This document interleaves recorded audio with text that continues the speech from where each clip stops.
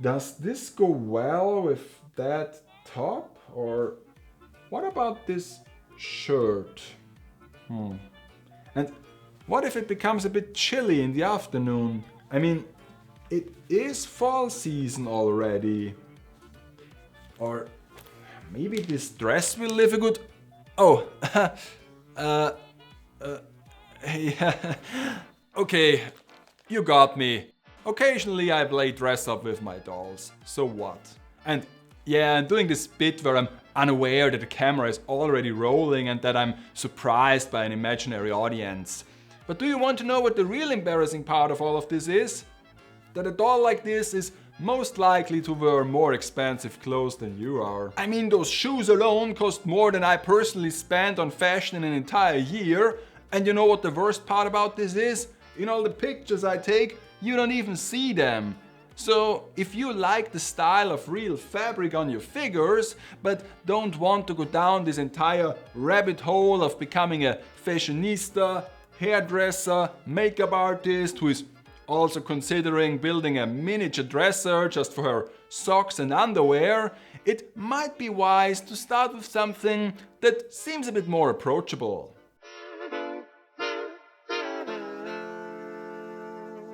Okay, technically this is not the only Miku I own, because I still held on to this Team Ukiyo one as a Figma, nor is it the first time I review such a doll, but when I moved to this new location I also dissolved most of my collection, and so currently this is really the only Nendo doll I own, and based on looks alone, I would say this is not a bad place to start. But I'm getting ahead of myself. First, of course, this is the box Lounge Miku comes in. It has the standard Nendo format, but unlike the classic series, the dolls come without a window. And I prefer this style of presentation because it gives them much more possibilities to theme the box. In Miku's case, it's all about those pastel colors and this pattern of various ribbons. Only that the backside is filled to the brim with legal text, so much that I wonder, what does it all say? I mean, this part here is already translated into English. It tells us very important warnings not to get choked or injured by your pocket-sized doll. And this part here are just bullet points of what's inside the box, I suppose. But what does the pink text on the top say?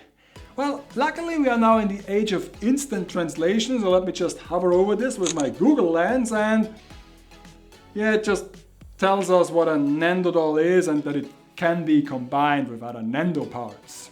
That's a bit anticlimactic. I was really hoping for a flavor text regarding this specific outfit. But all in all, I really do like this box. But if this is maybe a bit too girlish for you, be honest. If I showed you a picture of this figure, this is exactly what you'll think the box looks like. Speaking of pictures, Miku is depicted a total of 8 times on this box, but only a total of 3 different poses are used. I wonder why. Oh, and if you only counted 6 Mikus on this box, that's because the 7th one is on top of the flap and the 8th one is on the bottom. Once opened, we can find her embedded in a typical Nendo blister with a top cover. As all recent Nendo dolls, she comes undressed, and all the garments are stored on the backside of the blister packed into a little pouch.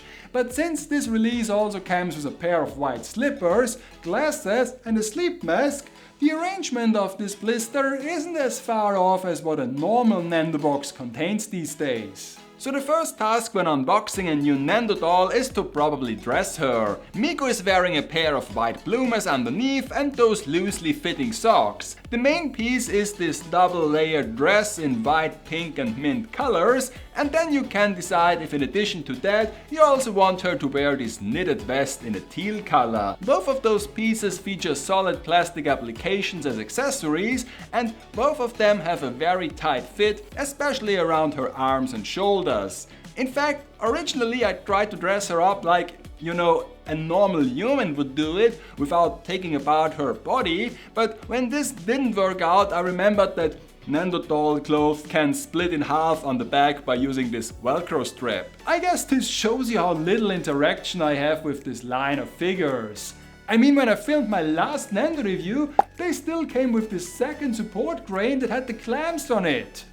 But now it seems cost cutting was in full effect and you only get the standard mounting crane where you either stick it into the designated holes or use the magnetic bottom part and place it freely around the base, or any other magnetic surface for that matter.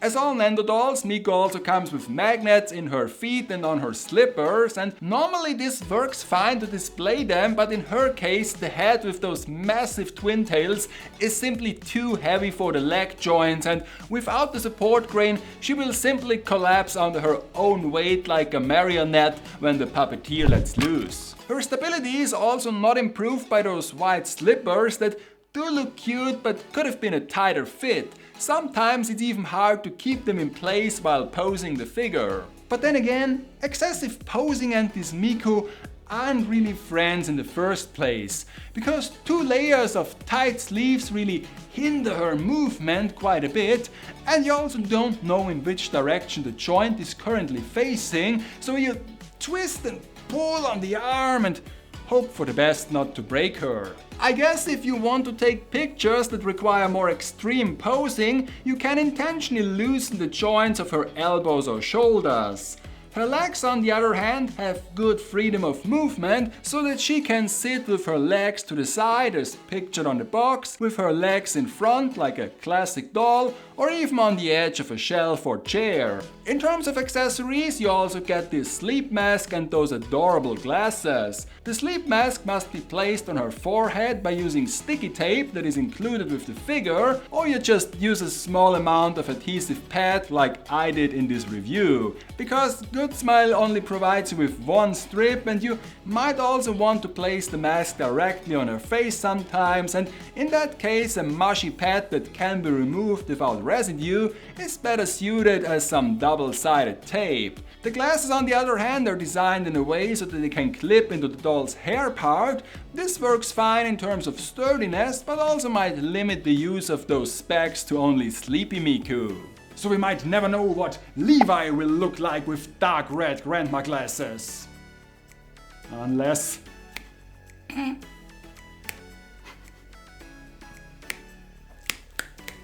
And of course, if you decide to display your doll without the glasses, you also must live with those small indents on each side of her head. Another staple of this line of figures is the fact that there are no extra expressions. Since the dolls are compatible with all normal Nendo heads, the idea is that you can simply use one of the many other available plates. Well, in Miku's case this might not be that difficult, given the fact that we recently received the 100th Nendo version of the digital diva, but still, for what those tiny dolls cost, they could at least include a second face. I mean, they are substantially more expensive than a regular Nendo, yet you only get this one face.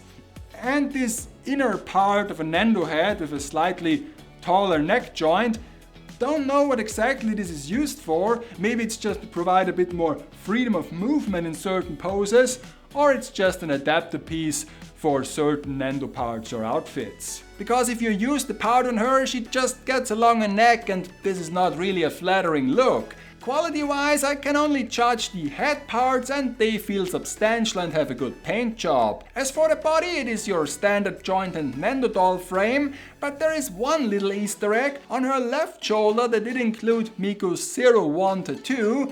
I mean, you won't really see it once the doll is dressed, but you know, at least it's there. Due to their size, the twin tails don't provide much room for movement and hinder the posability of her head by quite a bit. Generally, this doll feels a bit stiffer than you might expect. As for her clothes, you get a mixture of different materials, but the dress is your typical printed fabric that feels a bit stiff and cheap. The vest is much softer and therefore folds a bit nicer around her arms. And it was the right call to have those small accessories like the ribbon in front or the sleep mask as molded plastic pieces. Also, the back part of the dress does look a bit messy. I mean, this is the side where all the seams are visible, and together with this velcro strip and the diamond-shaped hole for the mount, this isn't the side of Miku you want to have on display. Finally, your Loungewear Miku also comes with 2 sets of additional hand gestures, but since they are kinda generic, they don't enhance the theme of the character that much. I guess the fists could be used more versatile, like for rubbing her awoken eyes, but the other set just follows the "when in doubt, throw in a couple of peace signs" mantra. Not bad, but I'm sure if this isn't your very first Nendo doll, you might already possess a pair of them. In conclusion, if this version of Miku speaks to you, I can't blame you because she does look hella cute.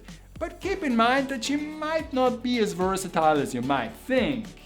Because of their size, Nendo dolls are often used as travel companion or for quick roadside photo ops, and in my opinion, the date version of Miku with her more stylish clothes and overall better posability still reigns supreme for this use case. But with all those accessories, this is not a bad release as far as Nendo dolls go.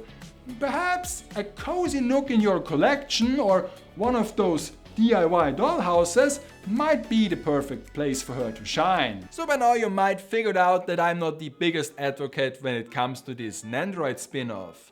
The concept in theory is great and I'm often tempted to buy them simply because they look so adorable, but like Figmas, who also look great in the promotional pictures, as soon as I receive them in person, unbox them and start to play around a bit, something feels off.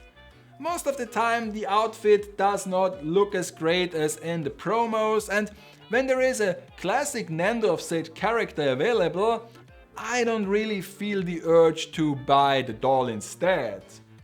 When I do order them, it's most likely for cute OCs or for characters where there isn't a classic Nendo available, like this Miku for example. Normally I would now tell you what figure I will review next, but I wanted to use this time and tell you that in the future I will also do a second kind of review that is much more streamlined, mostly for smaller collectibles and figures where I don't feel the need to devote a lengthy episode to them. So I guess the next time you see me sitting in this chair, I will show you those weapon kits I bought from my little Amory Figmers, and also this additional variant of them that is basically the same figure as the trio where I already did an episode.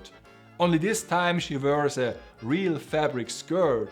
And we all know by now how I like small, ball-jointed figures with real clothes. I'm sure this will be a joint review.